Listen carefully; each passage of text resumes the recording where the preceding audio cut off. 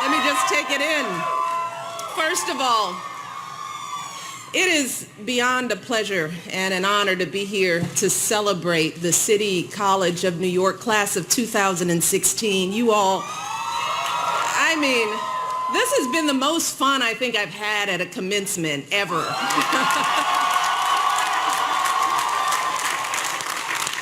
Let me just say a few thank yous. Let me start, of course, by thanking President Koiko for that wonderful introduction, for leadership here at City College, for this honorary degree.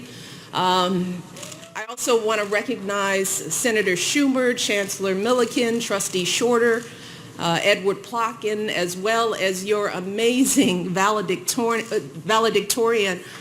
Andoni Mordecudis. Did I get it right? Andoni. And your amazing salutatorian, Aruba Al-Mansouri.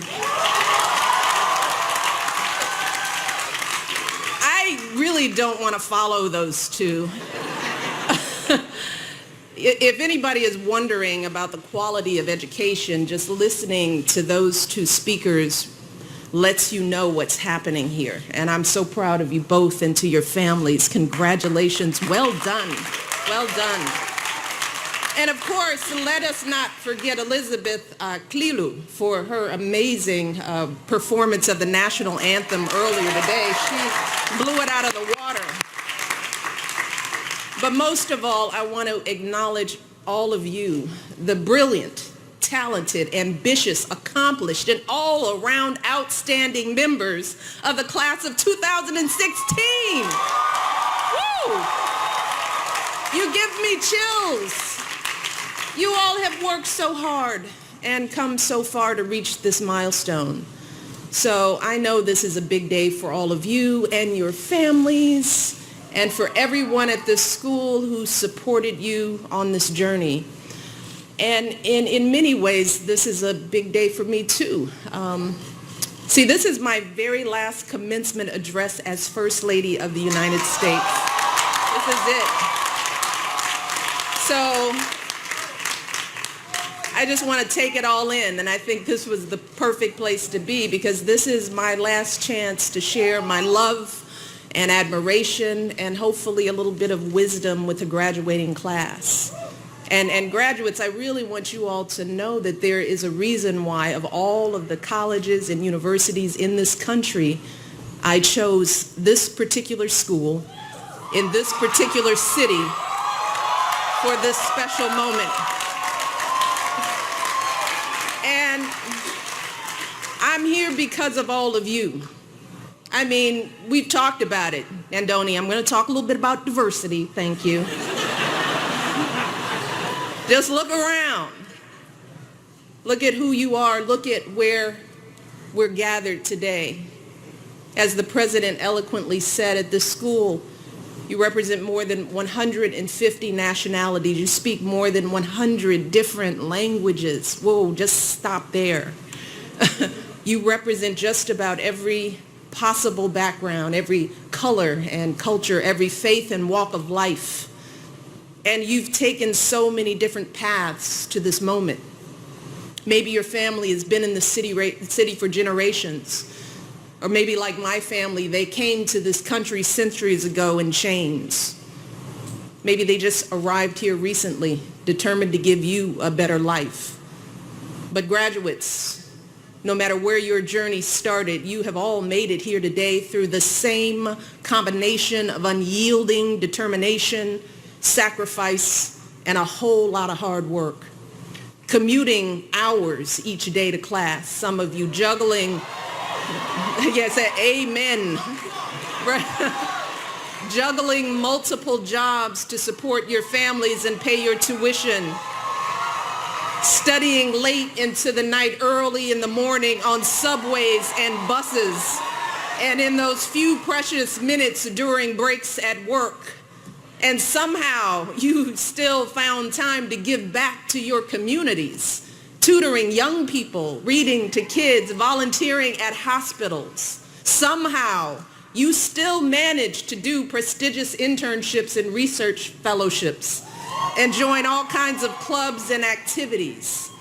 And here at this nationally ranked university with a rigorous curriculum and renowned faculty, you rose to the challenge, distinguishing yourselves in your classes, winning countless honors and awards, and getting into top graduate schools across the country. Whoa. So graduates, with your glorious diversity, with your remarkable accomplishments and your deep commitment to your communities, you all embody the very purpose of this school's founding. And more importantly, you embody the very hopes and dreams carved into the base of that iconic statue not so far from where we sit, on that island where so many of your predecessors at this school first set foot on our shores. And that is why I wanted to be here today at City College. I wanted to be here to celebrate all of you, this school, this city, because I know that there is no better way to celebrate this great country than being here with you. See, all of you know, for centuries, this city has been the gateway to America for so many striving, hope-filled immigrants, folks who left behind everything they knew to seek out this land of opportunity that they dreamed of. And so many of those folks, for them, this school was the gateway to actually realizing that opportunity in their lives, funded on the fundamental truth that talent and ambition know no distinctions of race, nationality, wealth, or fame, and dedicated to the ideals that our founding fathers put forth more than 2 centuries ago, that we are all created equal, all entitled to life, liberty, and the pursuit of happiness. City College became a haven for brilliant, motivated students of every background, a place where they didn't have to hide their last names or their accents or put on any kind of airs, because the students at this school were selected based not on pedigree, but on merit and merit alone. So really,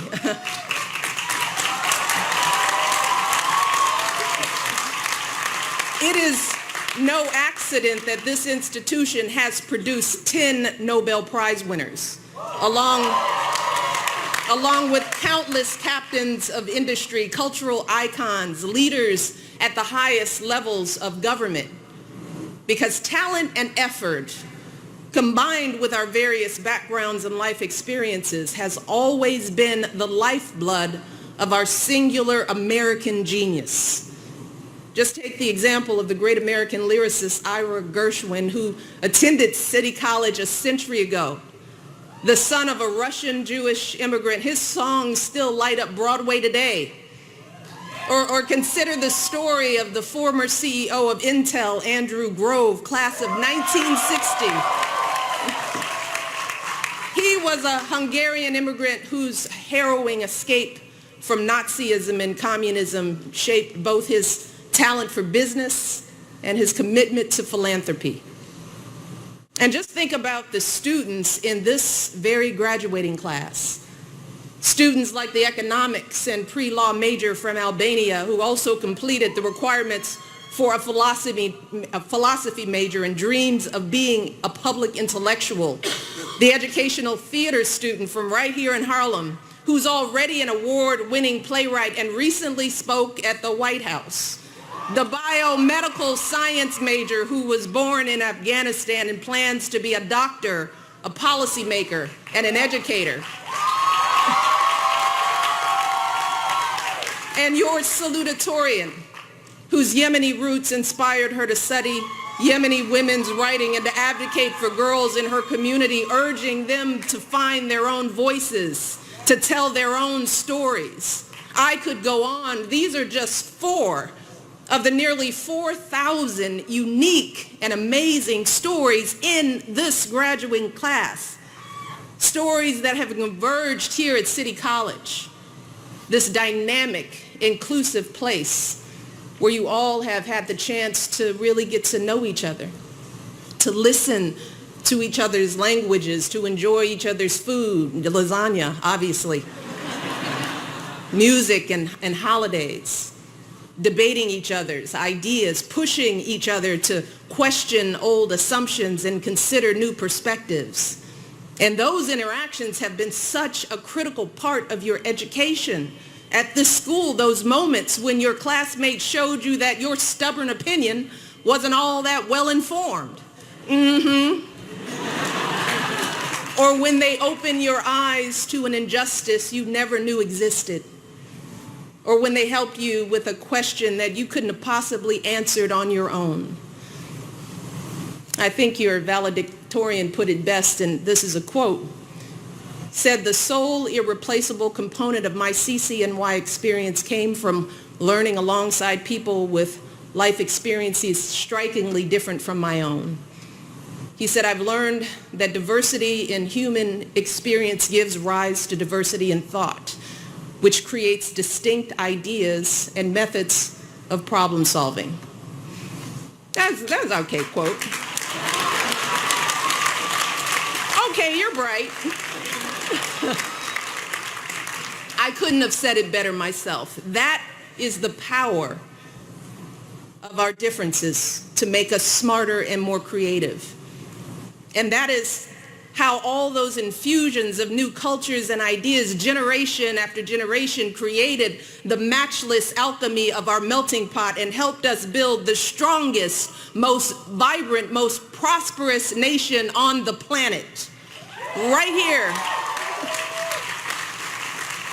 But unfortunately, graduates, despite the lessons of our history and the truth of your experience here at City Colleges, some folks out there today seem to have a very different perspective.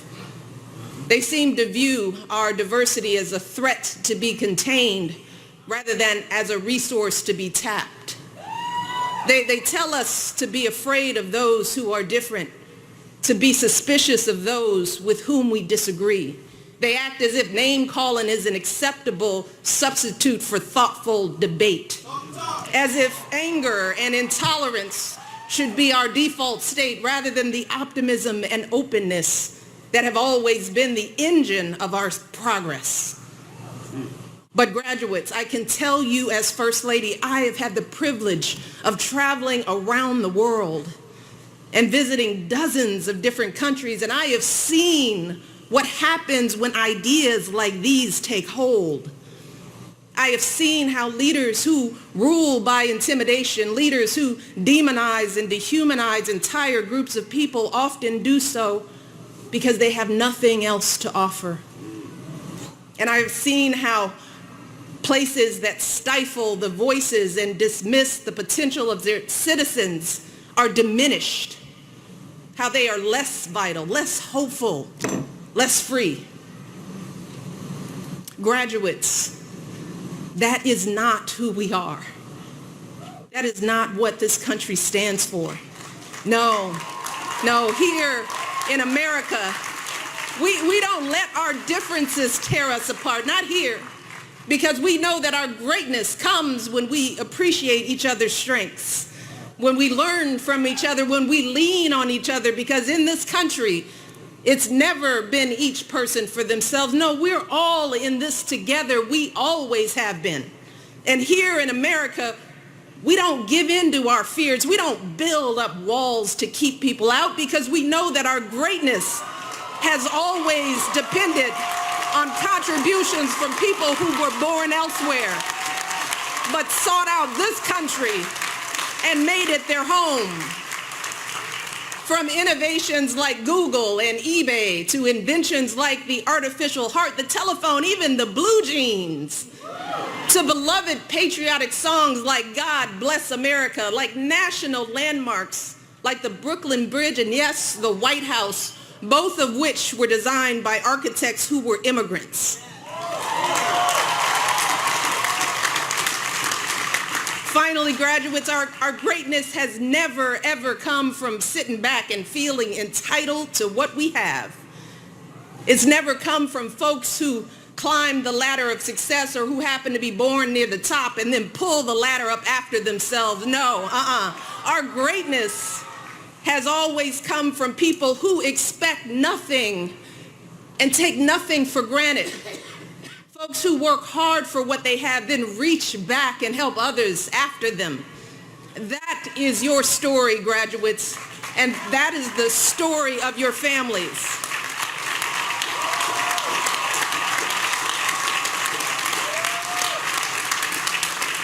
And it's the story of my family, too.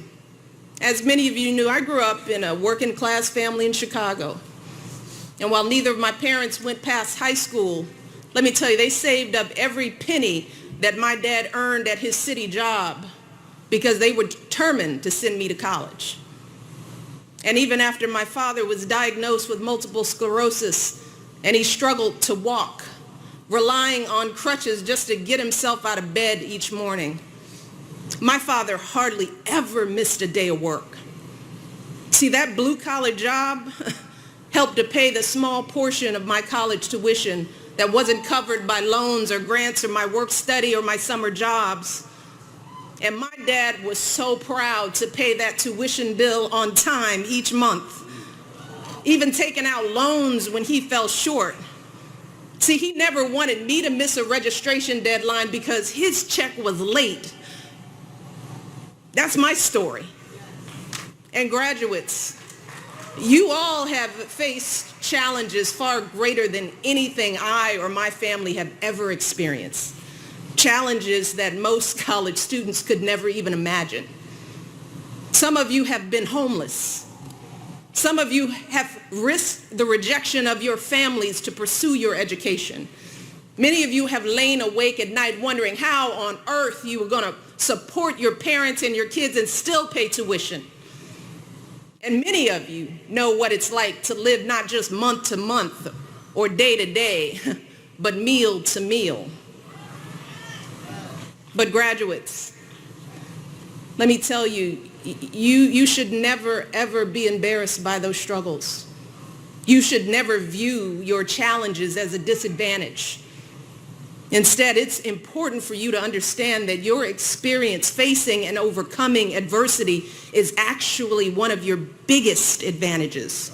And I know that because I've seen it myself, not just as a student working my way through school, but years later before I came to the White House and I worked as a dean at a college. In that role, I encountered students who had every advantage. Their parents paid their full tuition. They lived in beautiful campus dorms. They had every material possession a college kid could want: cars, computers, spending money. But when some of them got their first bad grade, they just fell apart. They lost it because they were ill-equipped to handle their first encounter with disappointment or falling short. But graduates, as you all know, life will put many obstacles in your path that are far worse than a bad grade. You'll have unreasonable bosses and difficult clients and patients. You'll experience illnesses and losses, crises and setbacks that will come out of nowhere and knock you off your feet. But unlike so many other young people, you have already developed the resilience and the maturity that you need to pick yourself up and dust yourself off and keep moving through the pain. Keep moving forward. You have developed that muscle. And with the education you've gotten at this fine school and the experiences you've had in your lives, let me tell you, nothing, and I mean nothing, is going to stop you from fulfilling your dreams. And you deserve every last one of the successes that I know you will have. But I also want to be very clear that with those successes comes a set of obligations to share the lessons you've learned here at this school, the obligation to use the opportunities you've had to help others. That means raising your hand when you get a seat in that board meeting and asking the question, well, whose voices aren't being heard here? What ideas are we missing? It means adding your voice to our national conversation, speaking out for our most cherished values of liberty, opportunity, inclusion, and respect, the values that you've been living here at this school. It means reaching back to help young people who've been left out and left behind, helping them prepare for college, helping them pay for college, making sure that great public universities like this one have the funding and support that they need.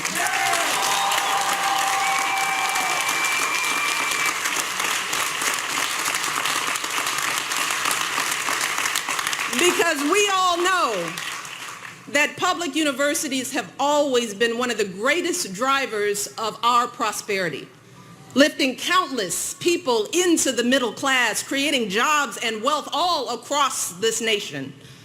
Public education is our greatest pathway to opportunity in America. So we need to invest in and strengthen our public universities today and for generations to come.